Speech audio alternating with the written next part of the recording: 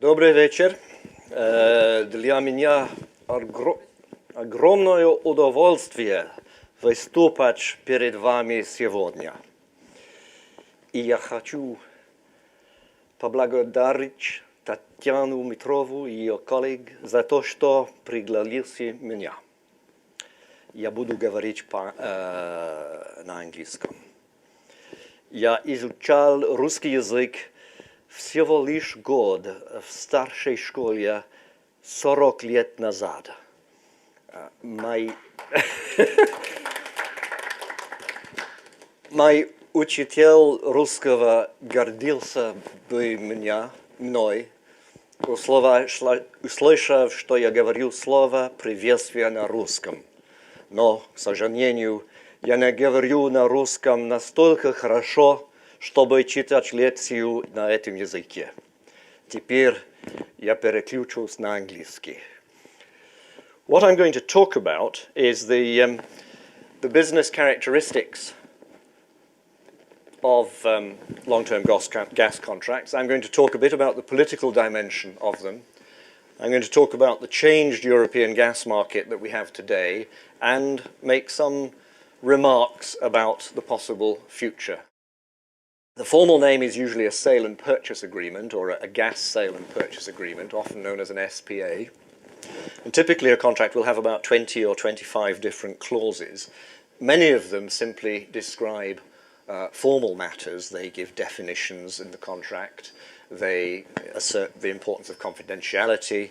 They describe logistical matters like how do you communicate between the two parties, what law is applicable, what happens if there's a dispute. Absolutely at the heart of the deal, the crucial clauses are clauses that deal with price and the formula of price, which I'll come to in a minute, that deal with quantities. And here there's a terminology which is very important. Min, max, average, ACQ and DCQ. What do those stand for? Well, ACQ stands for annual contract quantity. That's easy to understand. 6 billion cubic meters per year. DCQ stands for daily contract quantity. The daily contract quantity, on average, will be the annual contract quantity divided by 365. But very important are those minimum and maximum. The minimum annual quantity may not be 6 billion cubic meters, but let's say 10% less, 5.4 billion cubic meters. And the maximum may be 10% more, 6.6 billion cubic meters. But the minimum and maximum daily contract quantities will not be those minima and maxima divided by 365. They will be substantially lower for the minimum and substantially higher for the maximum. And this is very important because what it offers to the buyer of gas is enormous flexibility to deal, first of all, with the normal uncertainties of life. It might be very cold in winter and they need more gas. It might be a mild winter and they need less than they expected. And it allows them to deal over time with differences at the state of economic growth, economic development. You may have a recession which reduces demand for gas. And that means for a number of years that the gas sales are lower than you'd expected or planned for. If you've got a minimum daily quantity which is substantially less than your minimum annual quantity, for many days of the year you can underlift and underlift. At some point you run into what's called a take or pay obligation, and I'll come back to that later. But establishing the fact that you've got minimum quantities that on a short-term basis are very different from on the annual basis is very important, and similarly for the maximum. And then the third crucial element of the long-term contracts are the terms under which renegotiation can happen. Now, the point about agreeing a price and a price formula, which I promise I'll talk about in a minute, at the beginning, is that the formula is meant to keep the price roughly in line with something that's competitive in the market. But from time to time, something happens that screws up all the best laid plans, and you find that for whatever reason, your contract just isn't working, either for the seller or for the buyer. And so what the parties do is right at the beginning of the contract, they say, all right, every 3 years or every 2 years, we will sit down and we will renegotiate automatically. In addition, once or perhaps twice in every 10-year period, we'll have the right, exceptionally, to ask the other party for a renegotiation out of that regular 3-year agreement. And the point of these renegotiations is it imposes on the parties the expectation that they're going to have to be flexible. They know that circumstances might arise where the terms that have been agreed at the beginning have to be changed. And those elements of flexibility, both around the quantity and around the renegotiation provisions, are actually at the heart of what a long-term gas contract is all about. I remember when I first got into the business in the early 1980s, the man who was my mentor, who taught me stuff, I remember him saying to, I think it was a German buyer once, he said, well, when I look at all these details, there really is no such thing as a long-term gas contract. It's all short-term. It's all flexible. Not quite true, but you could see what he was driving at because there was so much flexibility that was built into them. So that's the first thing to establish about it. I promised I'd come to what the price and price formula looks like. You'll have heard talk a lot about oil indexation, the linking of gas prices to oil prices. And that is done in the way the price formulas are put together. Buyer and seller at the beginning agree two things. They agree on a base price, often referred to as the P0 or the P0, and they agree to indexation terms. And what do these indexation terms look like? Well, a simple formula will look like this. Pn, the price in any given month or quarter, it depends how you've decided to do it, will be equal to the base price that you agreed, maybe, let's choose a random number, 90 euros, 1,000 cubic meters, multiplied by, and then the formula comes into play.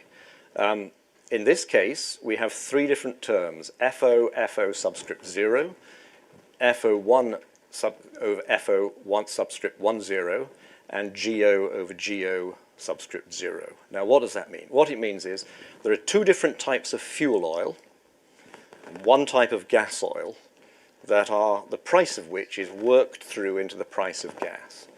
So what this is telling you is that 40% of any change in the price of, in this case, it's high sulfur, heavy fuel oil, and 45% of the change between low sulfur and low sulfur fuel oil, low sulfur heavy fuel oil, and 15% of change in the price of gas oil will be applied to the price in any given quarter. Now, if this had been written strictly, it would be Pn and F0. F0 would be subscript n, F01 would be F01 subscript 1n, Go subscript n. And they haven't done it that way, but everybody knew what they meant when they were writing it like that. That's a simple formula. So what you're saying is that the price will change on a weighted basis, 80% to two different types of heavy fuel oil, 85%, sorry, 15% to changes in the price of gas oil. And the rest of the contract says where those price indices will be quoted from. Are they published prices in the trade press? Are they statistically gathered prices by a German statistical agency? That's the sort of thing that's done in the detail of the contract. That's about the simplest formula. You can get a lot more complicated formulas. That's one of my favorites. That's actually the... these things are very often confidential and secret, but after a number of years, everybody knows what they are. And this one happens to be the price formula between the Norwegians and the French for Troll gas sold into the French market in the 1990s. And what it's picking up is all sorts of odd things. You've got the same basic principle that there's a mix of gas oil and fuel oil, but you've got different weightings, the 35%, the 40%, the 25%, which if my arithmetic adds up right, adds up to 1, yes, 35, 45, 35, 40, 25, yep, that adds up to 1. But you've got all sorts of other odd things in as well. What's this 0.82 doing there, and what's this 0.9 doing there? What those are saying is that actually any change in the price of oil, we won't pass through fully into the price of gas. We'll pass 82% of it through to the price of gas, in the case of the change in the price of gas oil. We'll pass 90% of it through in the case of fuel oil. These incredibly complicated numbers here are just currency and unit conversions. So they're converting from where the price is quoted, which I think in this case was a German statistical agency quoted in Deutschmarks per hectoliters, converting it into French centimes per kilowatt hour, or something like that. The parties would have known what it was. So that's what those units, strange units are. And then this one, this marvelous formula of 0.99 to the power m over 12 times I over I subscript 0, that is a proxy for the price of electricity in France. The French said to the Norwegians, your gas in our market, because we have so much nuclear power, competes not just with heating oil, but also in the residential market with nuclear electricity. We know what's going to be the price of French electricity over the next 10 years because there is a deal with the government that says the price will increase by 1% less than the rate of inflation every year. And that 0.99 taken to a monthly, divided on a monthly basis, multiplied by I over I0 is the French inflation proxy for electricity prices. And 1/4 of the price of Norwegian gas going to France, therefore moved with French electricity prices, not with oil prices. Now, the point is that you can either take something simple or something complicated, and you can design the contract to the market that it is suited for. And that's what the professionals in the business did and continue to do in as much as people are still signing them. Today, of course, we are in a world of spot gas markets, not of looking at oil prices or looking at electricity prices. And that fundamentally changes the way in which these things need to be done. But the background is that's what we're moving from. All that's by way of making sure you know what the hell I'm talking about when I'm talking about long-term contracts. That's just describing them. Let me actually now talk about some of the very particular features. Why did people make contracts like this? They did it in order to manage business risks at a time when there was no publicly traded market in which those risks could be managed. That is at the heart of it. And behind that, there were three basic principles. Those three principles, I will argue, and this is really the message that I would want to leave with you, not just with those who are coming new to this business, but also those who've been in it for many years. Those principles are the principles that need to be preserved in any gas trading relationship between Russian suppliers, European buyers, or anybody else as we go forward into the next 10, 15, 20 years. It is the principles that protect against risk in the business that matter much more than the oil indexation terms or the formula, the particular characteristics that I've just described to you. And these three principles, in my view, are as follows. That the price should not be capable of being manipulated by either the buyer or the seller or the buyer or the seller's government. The oil price indexation was really developed to give confidence to sellers of gas that consumer governments would not tax in such a way that they took away any of the upstream economic rent. The price of oil was not something that the government of France or the government of Germany or the government of Italy had any control over. The price should compete in the final market. The gas has to be able to be sold under whatever conditions the market is there. And those who are investing in fields and pipelines to develop, to supply the gas, have to be able to recover their investment and need some protection. Those three principles are what lay behind the purpose of the long-term contracts as they were developed, and they still need to be protected. Of course, they matter differently to different people. It's the seller who cares about investment protection. It's the buyer who cares about competition in the final market. Non-manipulation of the price matters to both parties. And that's those three basic. I'll come back to those three basic principles at the very end. I'll just say a quick word about each of them. Investment recovery. A long-term contract was really there because if you had a solid, big company buyer who had a monopoly to be able to distribute his or her gas in the final market, he was the counterparty to your contract. His volume assurance meant that there was security for anybody developing a gas field and, crucially, comfort to lenders. Commercial banks who were asked to fund a gas field development or fund a big pipeline require a huge amount of comfort, and they like to see that the buyer of the gas is able to assure that the volume will be taken. That really is why the take-or-pay clauses were written, to give comfort to the bankers. And if you have a system that gives a lot of comfort to commercial bankers, then you can raise a very substantial amount of debt on development of fields and pipelines. Typically, big gas projects, multi-billion-dollar projects, were able to raise debt of 85 or 90% commercial debt in order to get them developed. And that was because of the robust nature of the commitment that the buyers were making to the sellers.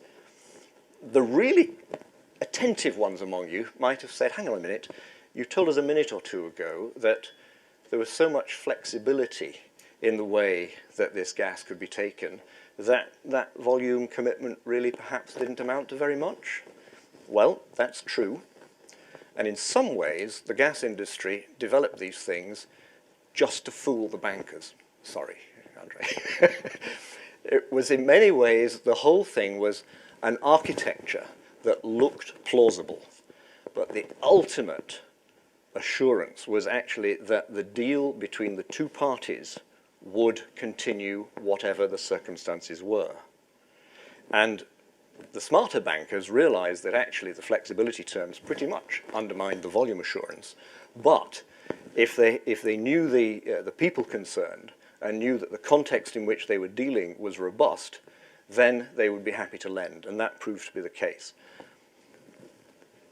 Parenthesis, what about the politics? If the politics got complicated, then the bankers might feel that that relationship was not as robust.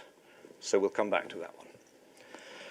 Investment recovery also, if we might say, well, assuring volume of sales, that's something that an individual counterparty can do if you have a deep and liquid spot market.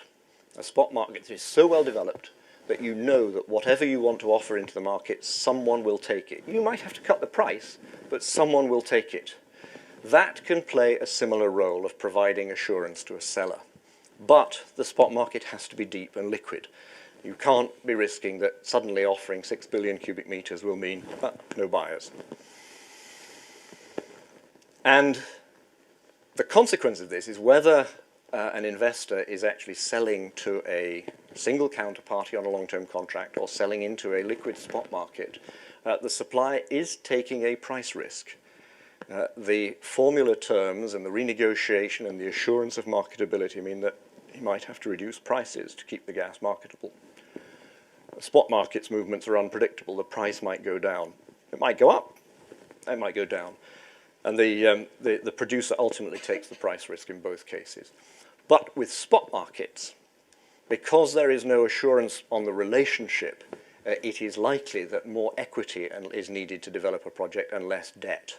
And that is what we have seen over the last 10, 15 years as gas projects have been developed into European markets. It has been much more difficult to raise commercial debt finance on the same scale that used to be the case because there isn't the robustness of the relationship, which is what bankers like. Market competitiveness, that tends to be written in some particular clause in the contract, that the gas shall be marketable in the market of the buyer.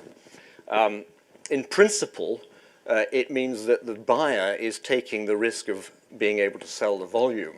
But that, when you started long-term contracts, when you had adjacent monopolies selling to fixed areas, they could assure that volume.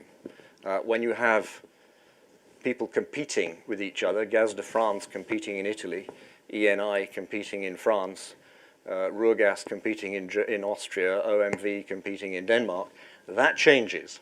You don't have quite the same assurance that the volume is going to be able to be taken and that the volume risk is actually being taken by the buyer. It's more thrust to the upstream. And then non-manipulation of price. I started with that, and I finish with it because I feel it's the single most important element. The oil price linkage was there in the contracts for historical reasons. Most of the gas was going to compete in markets where oil was in the heating market, in the power market, in the industrial market, and so you priced it, as we saw on the formula, either against heavy fuel oil or against gas oil, or some mix of the two, depending on the structure of the market. It was therefore the opportunity cost of the product. So you wanted the gas to be priced at that opportunity cost. But you kept it a little bit lower, or because it was a nicer fuel, it was cleaner, it didn't require working capital because you didn't have to store it. You could just price it a little bit lower, and that assured market penetration. And the growth of the gas business in Europe over the half century was driven by that choice to keep it just a bit more competitive than the competing fuels.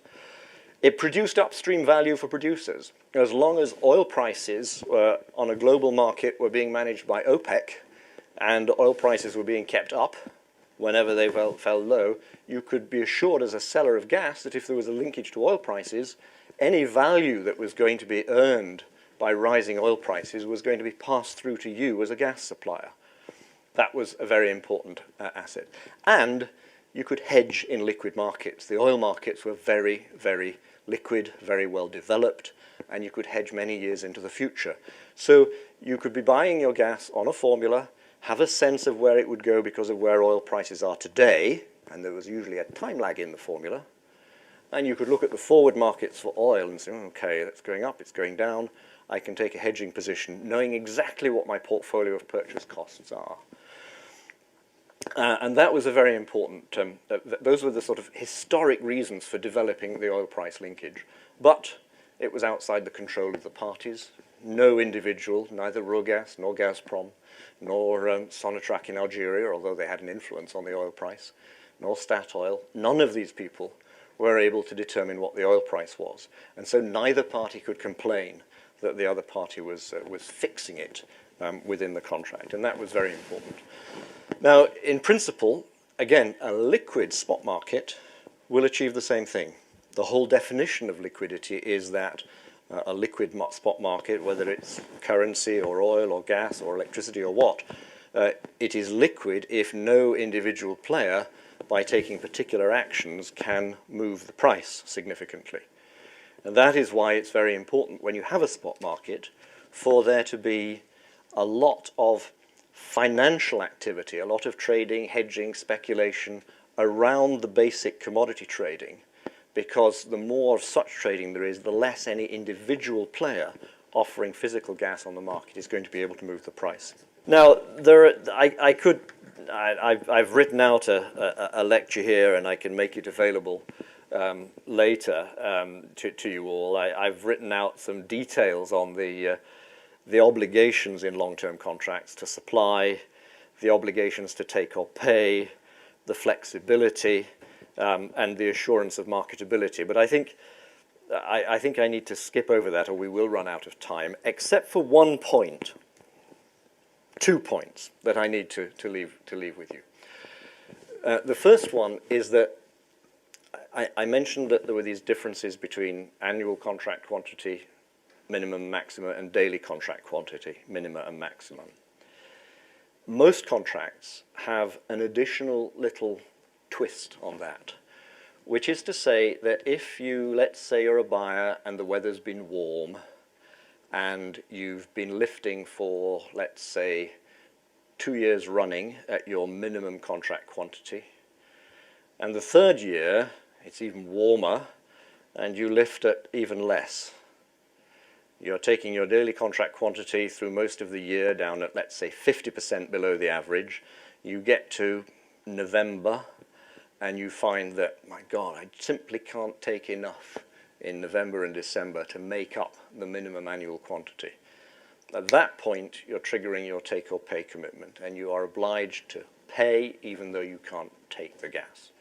But most contracts will allow you to roll forward the obligations that you've built up. and to make it up in a future year, when it's cold, when the economy is doing better.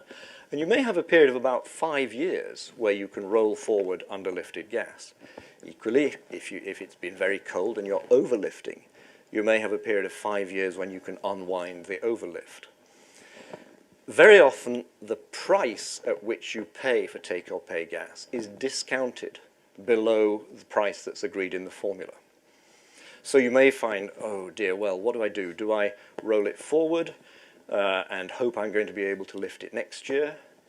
Or do I pay the penalty, which is only half the price of what the gas would be?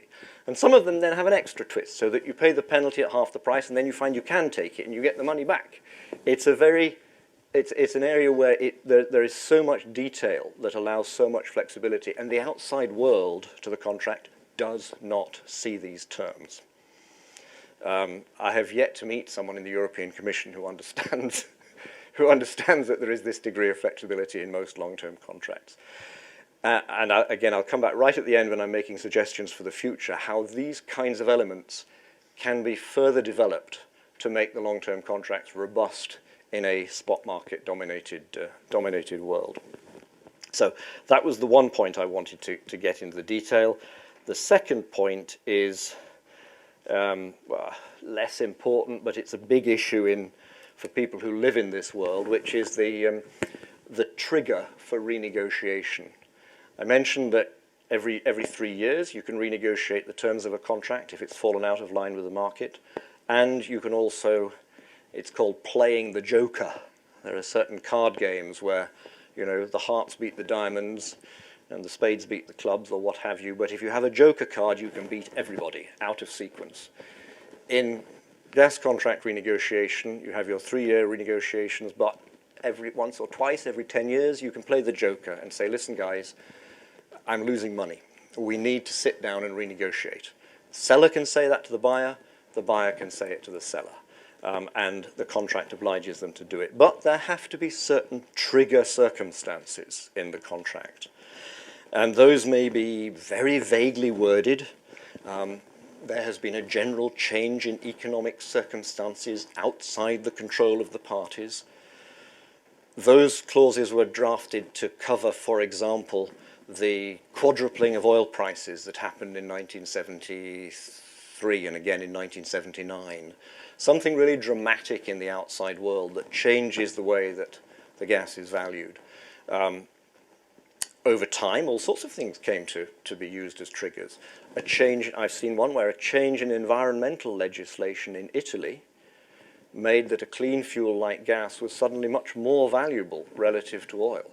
And the sellers said, oh, that's a change in economic circumstances that none of us foresaw. We need to sit down, renegotiate, and raise the price. I think they won that one. There are a lot of changes that then the contracts say, when there's been a change in economic circumstances, the change in price must be in proportion to whatever that change in circumstances was. That's a detail, but it's a lot of fun for lawyers, and even more fun for economic analysts, because someone has to decide what is proportionate.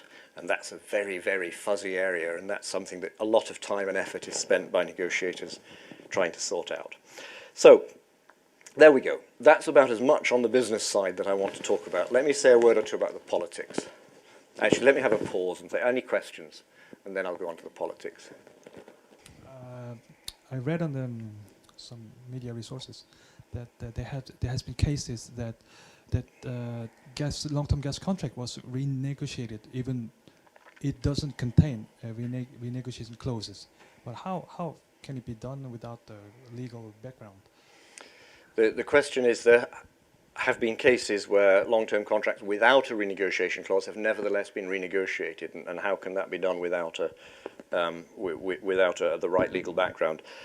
I'm not aware of many of them, although it certainly was the case in the United Kingdom, in Britain, in my country, that North Sea contracts were, in the early days, were not written with renegotiation terms in them. And some of those were negotiated. I think essentially it's simply a commercial and business understanding on whichever party is doing well out of it to realize that their counterparty is going to suffer so badly that they may go out of business. And so it's not in my interest to hold them to their contract, and so I will renegotiate. So even though there isn't a legal obligation, there was a practical and commercial one. It leads me to think, and maybe in questions at the end we might talk about the history of between Gazprom and some of its European clients between 2009 and 2012, where, although there were renegotiation clauses, there was such resistance on the part of Gazprom that there was an awful lot of money being lost by the buyers. Gazprom, but those buyers happened to be very wealthy companies then. They're not now, but they were then. And Gazprom was able to take a commercial decision that actually, you know, we can do better out of this by playing difficult. And that was so we've had the inverse of that from, and people are making a commercial judgment as well as a legal one, I think, is the point I'm making at all times. The politics. Well, the political dimension has always been very tricky in the gas business between Russia and Europe. No, let me step back. Everything I've said so far about the business relationship implies that a great deal of trust develops between the two parties, the buyer and the seller, during the process of negotiating the deal and in the character of the way the contract is structured. And that trust is something which communicated to the banking world and was very much part of the culture of the industry. That trust in the gas industry was developing at times when political trust was notably absent. And this is one reason why the gas industry has been so important to politics in Russia and Europe. Right back at the beginning, in 1968, there was a deal, the first East-West deal across a border was done between the, what was it called then? It was the Soviet Foreign Trade Ministry, Soyuz Gaz Export, and the Austrians. That is a very old-fashioned looking, I think it's Mr. Weiss and Mr. Kortunov. Yeah, Weiss is the Austrian Foreign Trade Minister, and Kortunov was the Soviet gas minister at the time, or deputy minister in the oil and gas, whatever, gas minister. And there they are, standing on top of a piece of metal, which is the pipeline that's crossing the border between Bratislava and between what's now Slovakia and Austria. And it's the 1st of September 1968. They're shaking hands, and the gas flows, beginning of that winter. Now, 10 days earlier, just 40 kilometers away, there were other people standing on top of different bits of metal. And this was, of course, Soviet tanks in Bratislava and Prague, and Czech students demonstrating and resisting it. Just 10 days apart, the gas trade taking place after the invasion of Czechoslovakia. Quite remarkable. Within a year, we saw all sorts of things. Dialogue was starting between a whole set of Western countries and companies and the Soviet Union. In January of '69, France and the USSR appointed government representatives to look at gas trade prospects. ENI set up a working group with its Soviet counterparts. And the Soviet Union and the other Warsaw Pact countries issued something called the Budapest Appeal, which was an attempt to design a future peace and security architecture around Europe. One significant element of which was that infrastructure projects can and must become a foundation of European cooperation. And then crucially, Willy Brandt was the German foreign minister at the time, and he saw that talks about gas trade were a way on which communication could happen when he was not allowed by his party colleagues and by his coalition partner colleagues to talk about the really difficult issues in German foreign politics, which were the recognition of East Germany, which of course West Germany didn't do at the time, the line that divided Poland from Germany, the Oder-Neisse line, which had been established at the end of 1945 and which West Germany had never recognized. These things were too difficult in 1969, but gas trade discussions were not. And this was the beginning of the birth of Ostpolitik. And this link with what just happened to be coming along at the time, the prospects for gas trade, was, in a way, something that put the gas trade on the map politically.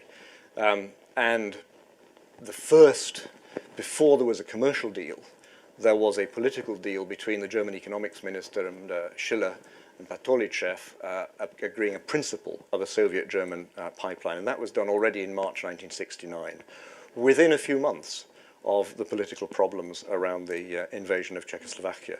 So it was difficult, but it was done. It was politically difficult, but it was done.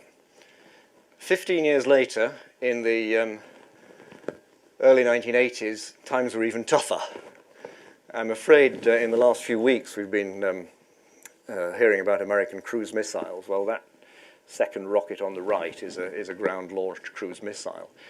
In the early 1980s, following the Soviet invasion of Afghanistan and the Solidarity uprising in Poland, the tension between the Soviet Union and NATO became significantly elevated.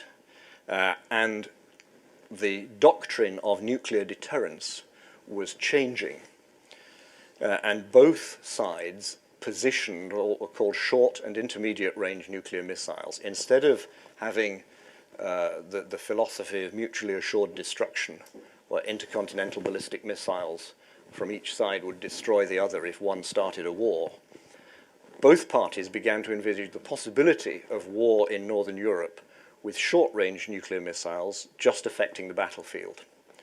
And the positioning of what in the Soviet Union were called RSD-10 pioneers, which in Western terms were called SS-20s, God knows why they're different, and the Pershing IIs and the ground-launched cruise missiles.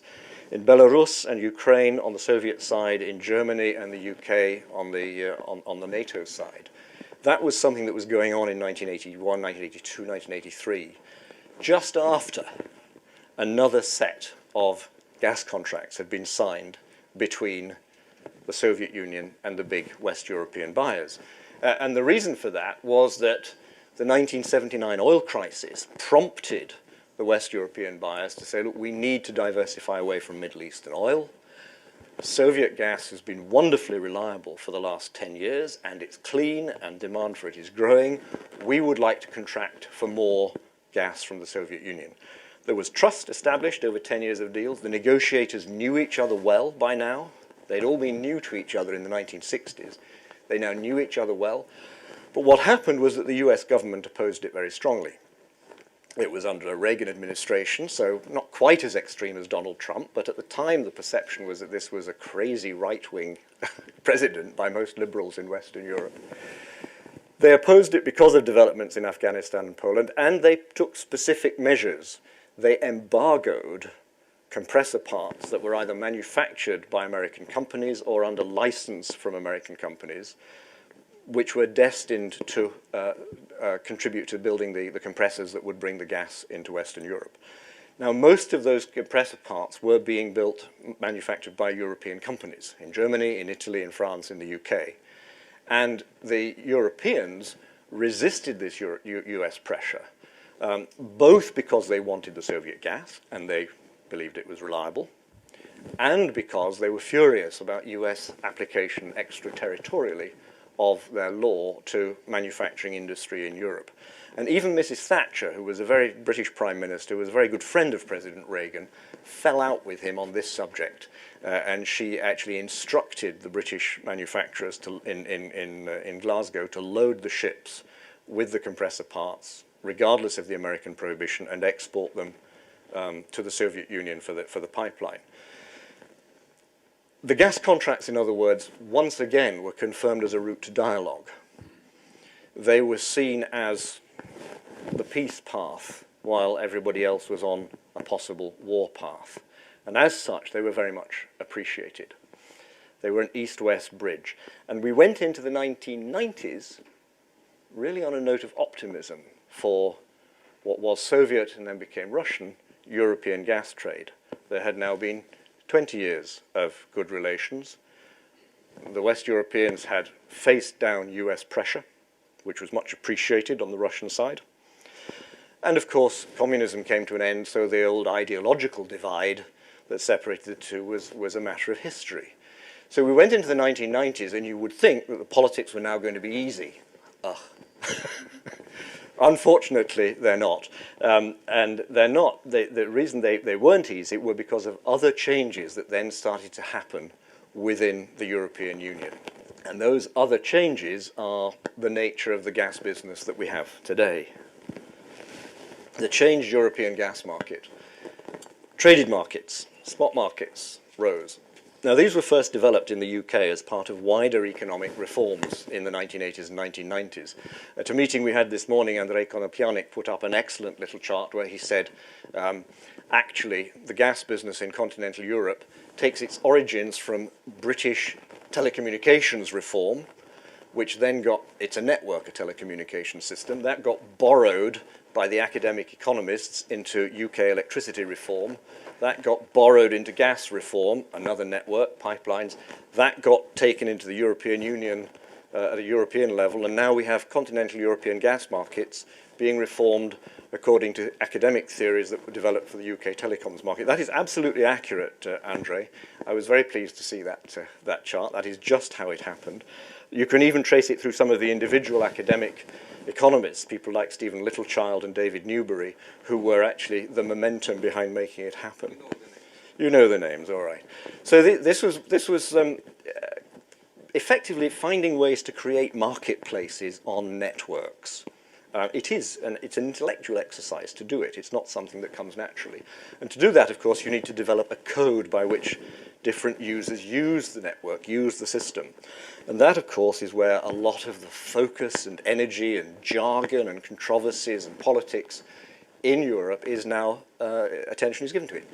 What about the details of these network codes? How do they work? And anybody, if the same thing is done here in Russia, who introduces a marketplace on a network will have to spend effort developing codes and establishing a way in which the network system is independent from the users, the people who ship the commodity on the pipeline. And those two things, the network code and the independence of the system, are the key elements for making a new market happen. The emergence of the spot market and the visibility of the price, you see the national balancing point in Britain, the title transfer facility in the Netherlands, the PEG in France, Henry Hub in the United States. In many ways, those are a detailed consequence of the reforms the legal reforms that make you have a separate pipeline system and a network code that does it. The British, there was a bit of over-the-counter trading in Britain from 1993 to 1996. It never really went anywhere until the network code was properly developed, and then it took off. And that's what happened. So this has been exported to continental Europe through the physical interconnection of the pipeline, the interconnector pipeline in which, does Gazprom still have a share in it, Andrej? I think so. I think maybe 10% share? No? They sold it off, did they? Sold it off, okay. The interconnector pipeline that was built between the continent and the UK, I remember a Dutch colleague saying, of course, the British don't want to export gas. They want to export ideology through the pipeline. And that is more or less what happened. And it was done partly through physical interconnection, so you were linking a developed spot market to one where there wasn't a developed spot market, and that inevitably creates some physical tension. And through the EU processes, the British realizing that it was done differently in continental Europe and that it was desirable to change it from the British perspective, began a whole process of working through the Brussels machinery to introduce the ideas and then the practices into the EU. And it's taken about 20 years, and they've just about finished and just about succeeded. And now the British are saying, well, we're leaving the EU anyway, but it's too late now. The British ideology has gone native in continental Europe. Okay, in principle, does this mean that long-term contracts are no longer needed because the spot markets will provide the guarantee that you can always sell your gas if they're liquid? Well, maybe. This complicated little chart says where we are pretty much now in Europe with the links among the trading hubs. Over here you have a series of national markets of different sizes, the big ones, the Germans, the Italians, the French, the Dutch, the Spaniards. The medium-sized ones, Poland, the Czech Republic, I can't think of them, the small ones, Latvia, Lithuania, Ireland, a series of national systems of different sizes. You have a whole set of well-connected, what we call core hubs, around the two major trading points, the national balancing point in Britain and the title transfer facility in the Netherlands. The national balancing point was the one that was biggest to start with the TTF following it. As we look to the future, the TTF is definitely going to be the bigger one of the two. And you find that these other hubs, whether it's Italy or Austria, gradually being brought into the zone of influence of the two major hubs. And we're not quite sure where it will go in the future. Will there be one single European network with a single entry-exit system? Probably not, though there might be some advantages to it. Or will there be more entry-exit systems in individual markets, but more being brought in to the a consolidated system with the TTF and the NBP? One of these outcomes, and we're not very far away from knowing which it will be. But what it does mean is that except for a few smaller markets in Eastern and Central Europe, the vast majority of gas consumers in Europe are able effectively to buy their gas at the hubs at hub-related prices. And just to give an example of who buys and who sells at a hub, this little picture gives you an idea. This is just the UK example, so Russia doesn't appear on it. That's the Dutch flag rather than the Russian one, I think. I always get a bit muddled as to... No, that is the Russian flag. Yeah. No? Well, it's not the Dutch flag, because the Dutch flag should be the other way around, shouldn't it? It should be vertical stripes. Is that the Russian flag? Kremlin wall is red. So that is an upside-down Russian flag, or it's on its side Dutch flag. Well, it's not... Red, blue, white. Yes, of course, that's right. So it's either it's a twisted Russian flag or an on its side Dutch flag. And that's a Norwegian flag, or perhaps it's Danish, I don't know, but I think it's Norwegian. The point is they're meant to be upstream producers. I have to draw that to some graphic artist's attention. Storage, yes. LNG, yes. Domestic production, yes. The financial players, remember the importance of the churn rate. The banks do a lot of activity. But crucially, large industrials, power generations buy at the hub, and then a set of downstream retailers, very often who are linked to upstream players, buy at the hub to sell to the domestic markets. But it's the fact that these guys can buy at a hub price that means that any marketer of gas who has a long-term contract which is linked to something different from a hub price is always potentially going to have a problem, because his customer, week by week, day by day, is looking at the hub price and saying, just a minute, I'm paying a bit too much for my gas. If they're paying a bit less than the hub price, they're not going to phone you up. They're going to accept it. But if they're paying a bit more, they're going to phone you up and say, you have to reduce your price. This pressure has been overwhelming on the midstream of the gas industry in Europe. Note that that whole process is completely separate from the use of the grid. It's not a question of who's using the grid, but who's trading. These two things have to be understood in parallel, the way the market operates and the way that you have access to and use the grid. They have to be developed to be coherent, but they're different tracks. Let me come to a conclusion and talk a little bit about the future.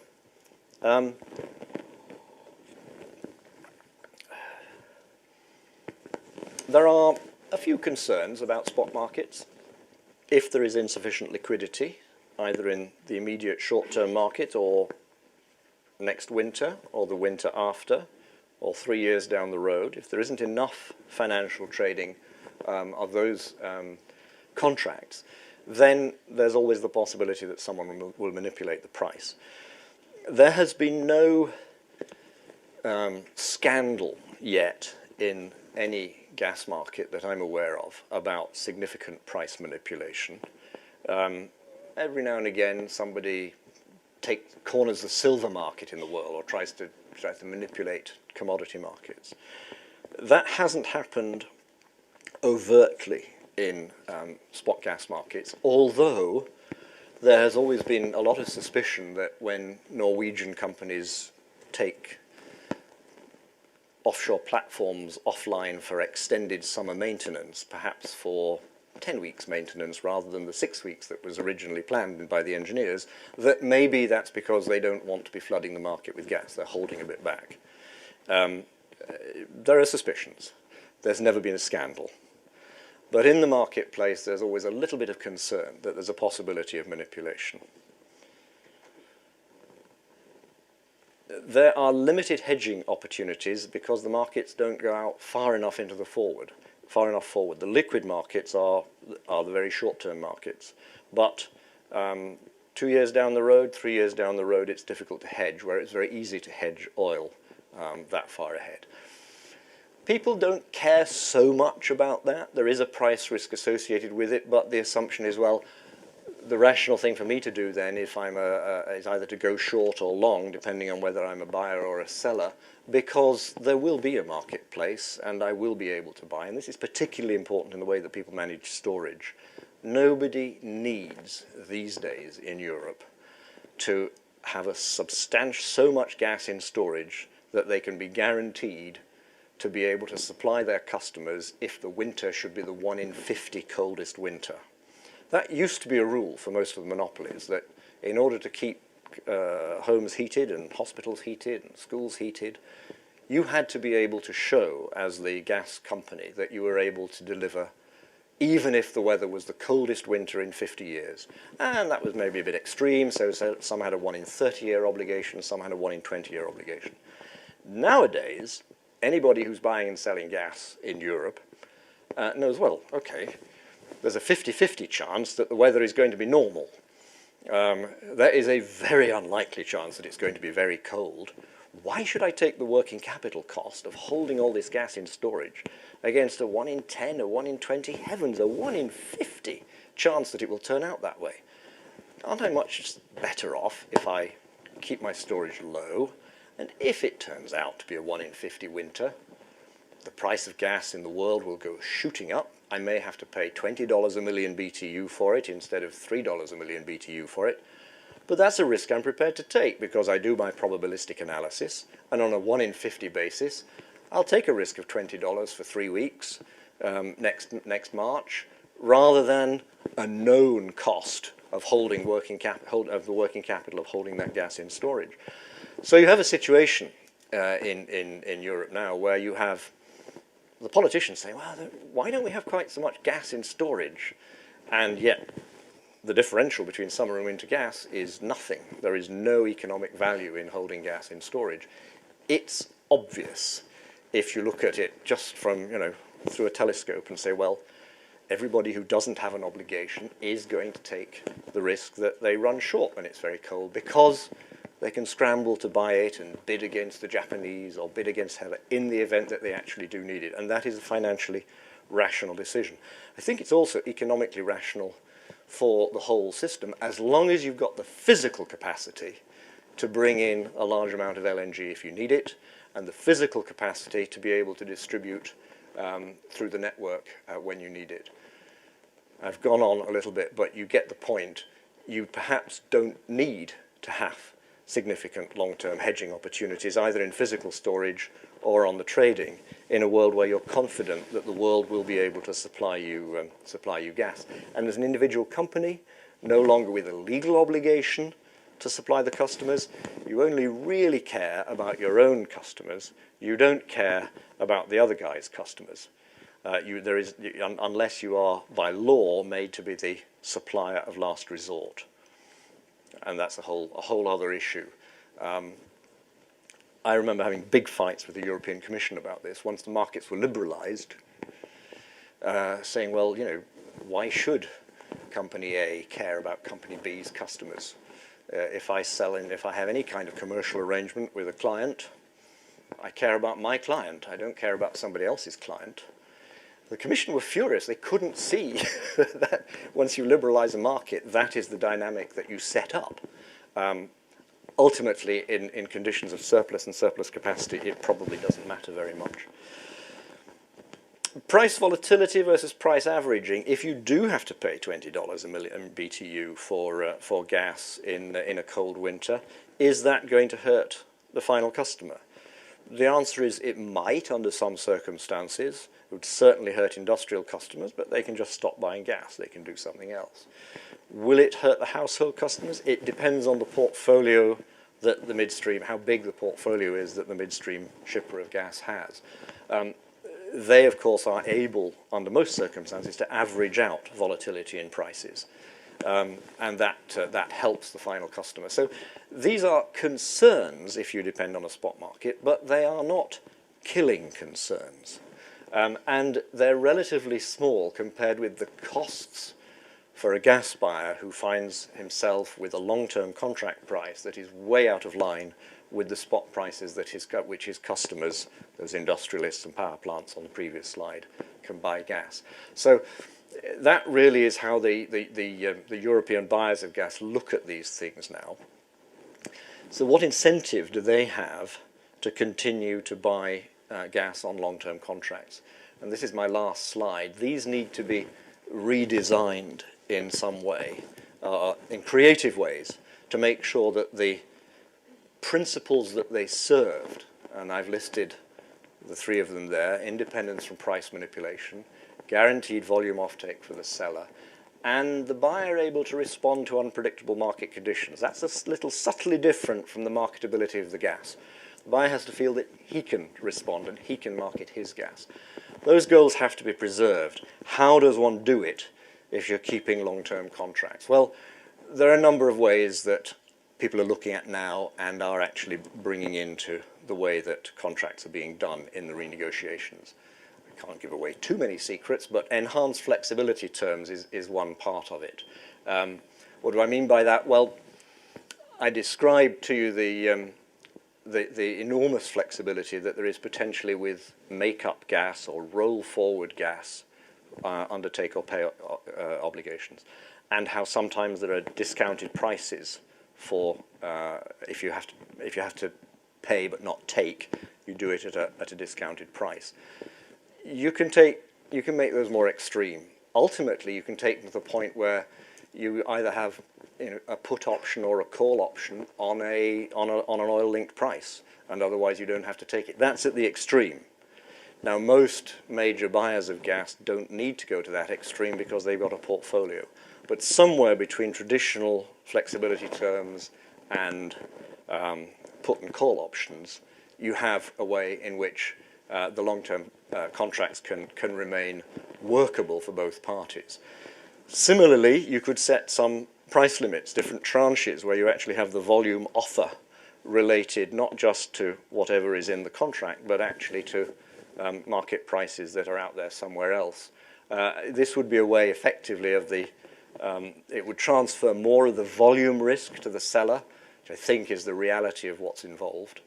And then very awkwardly today, because you have fully separated transmission systems from the business of buying and selling gas, you have to agree how to deal with transmission tariff payments. And this is particularly difficult at a time when demand is low, because the tariffs typically are set not by a competitive market, but by regulated rates of return. So, and the regulated rate of return is calculated on how much does the pipeline cost, how much does it cost to operate it, how much does it cost to repay its capital, what does the regulator, the authority, not the market player, agree is a reasonable rate of return. 6%, 4%, they agree it, and then they say, okay, how much volume is coming through the pipe? 3 billion cubic meters in the year. You divide the total approved cost to give that rate of return on the costs over the volume and say the per unit, per million BTU, per kilowatt hour, is the transmission tariff. Below me, then you get a warm winter, and the volume that comes, or an economic recession, the volume that comes through isn't what the regulator and the company expected, it's lower. The same amount of money has to be recovered from a smaller amount of gas, and the transmission tariff goes up. We have seen in recent years with low gas demand, and this unbundled, regulated, independent pipeline system, that the unit cost of transmitting the gas to the customer has gone up. And when you have a commodity deal between a seller and a buyer, well, hang on, who's going to pay for that? That's not in our contract. Who pays for it? And it becomes a very difficult issue. This is a moving target because the regulators, bless them, are finally beginning to realize that this is a problem. And the next generation of network codes, which is probably going to move much more towards virtual trading points and much less to physical interconnection points, may deal with some of this. It may do. It's a difficult issue, and it's something that actually is quite is a hot topic between sellers and buyers of gas in keeping the long-term contracts robust.